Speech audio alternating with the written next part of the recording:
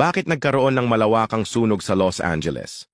Bago pa man maganap ang sunog na ito, ay naganap muna ang isang Golden Globe Award noong January 6 sa Los Angeles din, at ito ang mga sinabi ng host doon. Cast and crew are leading the way with 11 mentions. Moms are holding strong with 3 shout-outs. God, creator of the universe, 0 mentions. At pagkatapos ngang binanggit ang salitang God is 0 mentioned, ay nagtawanan pa ang mga tao doon. Tapos sabay sabi nitong, No surprise in this godless town.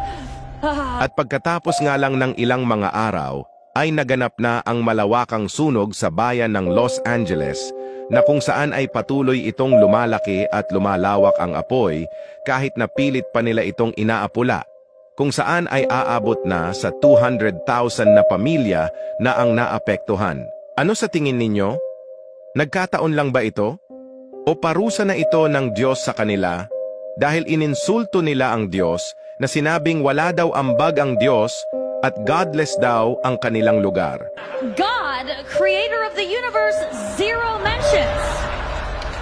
Tandaan mo ito, huwag hahamunin ang Diyos dahil baka magsisi ka kung ipaparanas niya ang pighati sa iyo.